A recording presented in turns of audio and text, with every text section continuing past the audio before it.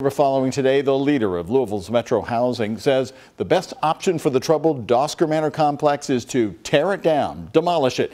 The new executive director, Elizabeth Strojan, told the Metro Council that renovating the 1960s complex is not the way to go. But either way, residents must be relocated. WHAS 11 senior reporter Isaiah Kim Martinez has been following this story, and he's joining us now. Isaiah, you've been talking with a resident today. What are their reactions to this news? Finally. Doug, she says the sooner she gets out, the better. And we've learned relocating residents by year's end is Director Elizabeth Strojan's goal here. The Housing Authority is going to start with the A building, which she says is in the worst condition. Folks living at Dosker Manor are already hearing the murmurs that a move out of their apartments is likely on the horizon. Bed bugs will come back and so on.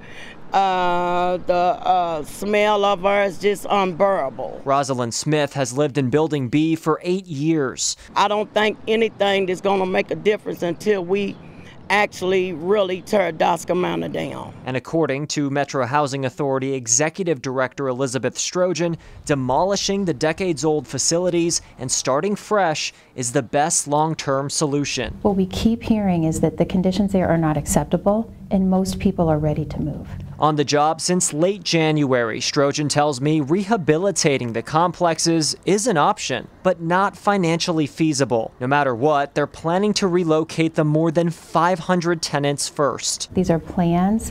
We're working closely with HUD to make sure we have all of the appropriate approvals. Strojan says they're looking to rehouse people at other LMHA properties and other sites that take housing vouchers, which they will provide. So anybody who is moving out of Dosker is going to either have a voucher or another public housing unit.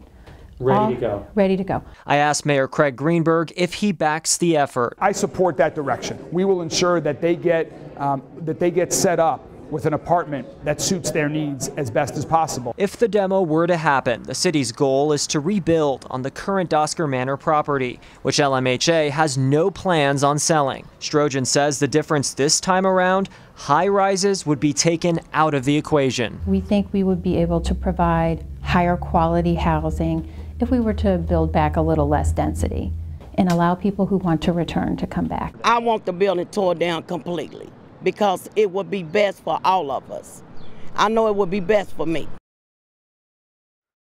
Point as well, I want to mention not every Dosker Manor tenant, Doug, wants to move here. I've heard from some folks saying they're not in the condition to move, they don't want to leave, and they like how close they are to U of L Health. It's a great location as far as healthcare access, so we'll have to see kind of how this goes forward. They'd probably want to rename it. It's named after a former Metro Housing director back in the early days. Anyway, Get a fresh start. Well, the city, as you said, has plans to no more skyscrapers, no more towers.